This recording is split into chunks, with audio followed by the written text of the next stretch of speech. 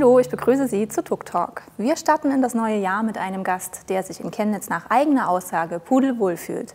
Sie hat sich nicht nur der Erforschung von Kommunikationsmethoden und Zeichensystemen aller Art verschrieben, sondern vertritt mittlerweile auch die größte Fakultät unserer Universität als Dekanin. Dabei geht es um klassische Studienfächer wie Germanistik, Politologie, Pädagogik und europäische Geschichte, aber auch um moderne Studiengänge wie Medienforschung oder interkulturelle Kommunikation. Wie wichtig diese Geisteswissenschaften für unsere Universität sind, erklärt sie uns heute. Professor Dr. Ellen Fricke ist seit 2012 Professorin für germanistische Sprachwissenschaft, Semiotik und multimodale Kommunikation an der TU Chemnitz. Sie wuchs in Ilsede in Niedersachsen auf und studierte allgemeine Linguistik und Kommunikationswissenschaften an der Technischen Universität Berlin. Für ihre Doktorarbeit zum Thema Sprache und Gestik erhielt sie 2005 vom Land Berlin den Tiburtius-Anerkennungspreis. Neben ihrer Funktion als Professorenhaberin ist Ellen Fricke zudem Vorstandsvorsitzende der Deutschen Gesellschaft für Semiotik und Herausgeberin der Zeitschrift für Semiotik. Sie ist außerdem Projektleiterin im neuen Sonderforschungsbereich Hybrid Societies und verantwortet dort einen von 4 großen Themenkomplexen. Ihre Vergangenheit als Konzeptkünstlerin und Performerin in der zeitgenössischen Musik möchte sie nicht missen. So nutzt sie seit ihrer Wahl zur Dekanin der Philosophischen Fakultät im vergangenen Jahr die Möglichkeiten intellektueller Perspektivenvielfalt für Forschungsverbundprojekte. Hierdurch möchte sie auch die Chemnitzer Kulturhauptstadtbewerbung weiterhin aktiv unterstützen.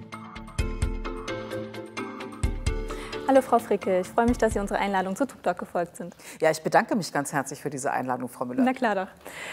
Sie müssen sich ja bestimmt öfter die Frage gefallen lassen, welche Rolle die Geisteswissenschaften und somit eben auch die Philosophische Fakultät an einer technischen Universität spielen.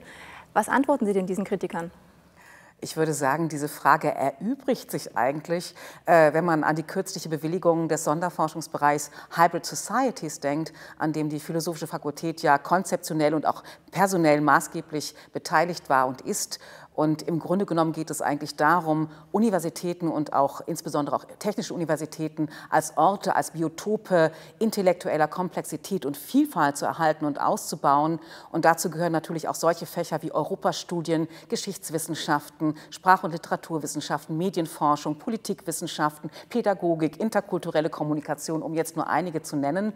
Und wenn es sich so verhält, dass Innovation primär dadurch entsteht, dass man 2 Bereiche, oder mehrere Bereiche, die bisher getrennt waren, in einen neuen, unerwarteten Zusammenhang bringt, sie also gewissermaßen neu zusammendenkt, dann müssen für ein solches Zusammendenken die Fächer erst einmal vorhanden sein. Und wer vermag zum jetzigen Zeitpunkt überhaupt zu entscheiden, welche Fächer in welchen interdisziplinären Konstellationen und für welche Innovationsbereiche einmal relevant sein werden und welche potenziellen Erkenntnisse verzichtbar sind? Ja, ein Beispiel aus meinem Fach zu nennen, Gestenforschung. Vor 20 Jahren war die Gestenforschung absolut peripher, noch nicht mal akzeptierter Gegenstand der Linguistik. Mittlerweile boomt sie und linguistisch-semiotische Gestenforscher sind im technologischen Bereich der berührungslosen Gestensteuerung gefragt. Und wir sind auch Mitglied des Zentrums für Sensorik und Kognition. Und es ist einfach wichtig, dass Technikwissenschaften sich selbst beschneiden, wenn sie den Geisteswissenschaften nur eine serviceorientierte oder dekorative oder gesellschaftlich kompensatorische Funktion zubilligen. Und umgekehrt beschneiden sich auch die Geisteswissenschaften natürlich in ihren Erkenntnismöglichkeiten, wenn sie auf technologischen Wandel nicht reagieren. Wenn sie dies aber tun, dann sind für solche Geisteswissenschaftler technische Universitäten wie die TU Chemnitz genau der richtige Ort. Ja, Sie sind ja nun auch seit April letzten Jahres die Dekanin der Philosophischen Fakultät und vertreten somit 6 verschiedene Institute. Welche Akzente wollen Sie denn künftig setzen? Also die Akzente liegen insbesondere auf den Bereichen Forschung und Kulturhauptstadtbewerbung. Man kann das ganz gut an der neuen Struktur des Dekanats festmachen. Ich habe die Bereiche der beiden Prodekane neu zugeschnitten. Mit dem Kollegen Ohler gibt es jetzt einen Prodekan für Forschung, Wissenstransfer und Öffentlichkeitsarbeit mit einem besonderen Schwergewicht auf der Forschung. Wir hatten kürzlich beispielsweise erstmals eine Forschungsklausurtagung des Professoriums an der Philosophischen Fakultät. Wir haben also verschiedene Forschungsverbundvorhaben sondiert mit Themen wie Sprache, Medien, Politik, Palimpsestraum, Stadt oder auch Epistemizität und eine kleine Forschungsskizze entwickelt zum Klimastrukturstärkungsgesetz im Hinblick auf die Lausitz, Heimat im Umbruch, Erinnern, Imaginieren, Gestalten. Und wir wollen das gerne weiter fortsetzen.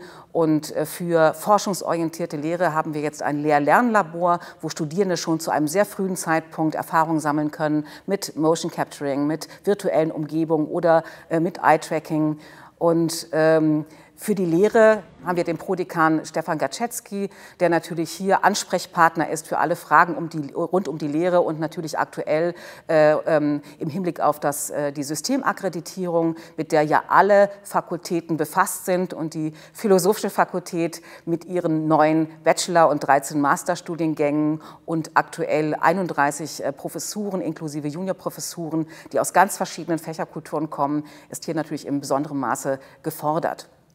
Wir haben also ein arbeitsteiliges Dekanat und ein weiterer Akzent, also neben eben den Beauftragten für Internationales und auch Transfer gibt es eine Beauftragte neuerdings für Kultur und Kulturhauptstadtbewerbung, vertreten durch Kollegin Malinowski. Sie hatten ja eben den Akzent der Kulturhauptstadtbewerbung besonders betont. Warum liegt Ihnen denn dieses Projekt so sehr am Herzen? Naja, also die Universität und die Fakultät sind Teil der Stadt und umgekehrt ist die Stadt auch Teil unserer Universität und zum Teil Gegenstand der Forschung, insbesondere an meiner Fakultät.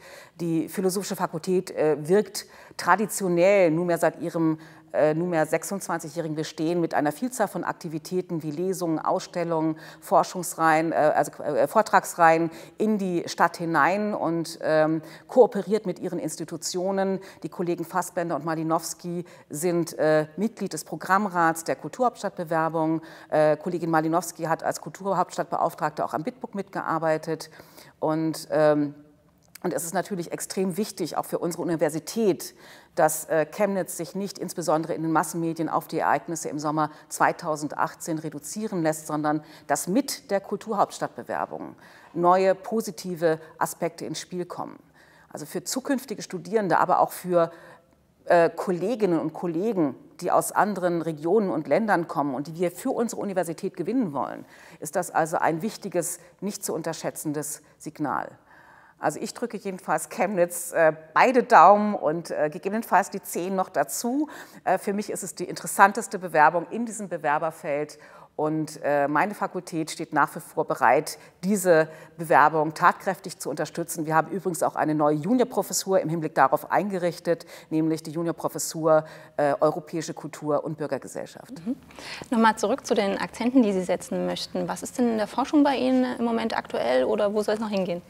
Also aktuell geht es natürlich jetzt hier um den Sonderforschungsbereich Hybrid Societies, der jetzt am 1. Januar gestartet ist. Die Philosophische Fakultät ist mit 7 Projektleiterinnen und Projektleitern aus 3 Instituten daran überproportional beteiligt. Aktuell laufen gerade die Ausschreibungen für wissenschaftliche Mitarbeiterinnen und Mitarbeiter und Doktoranden und das ist interessant, dass dieser SFB eigentlich zeigt, dass es richtig war, den universitären Forschungsschwerpunkt Human Factors in Technology, Faktor Mensch in der Technik, umzubenennen in Mensch und Technik. Denn genau mit dieser Breite und der Bidirektionalität, die sich aus dieser Benennung Mensch und Technik ergibt und dieser Öffnung auch für human- und geisteswissenschaftliche Fragestellungen, konnten wir bei der DFG in der Antragsphase des SFBs punkten. Und solche strukturellen Weichenstellungen sind natürlich für eine fakultäre und auch gesamtuniversitäre Biotopentwicklung zentral. Und dazu möchte ich als Dekanin weiterhin gemeinsam mit meinen Kolleginnen und Kollegen beitragen. Ja, Frau Fricke, ich bedanke mich bei Ihnen, dass Sie heute bei uns waren und wünsche Ihnen natürlich gutes Gelingen für all Ihre Vorhaben. Ganz herzlichen Dank. Ja, beim nächsten Mal werfen wir einen Blick hinter die Kulissen der Campus-Tuschler, die vor allem Studienanfängern den Weg ins Studium erleichtern wollen.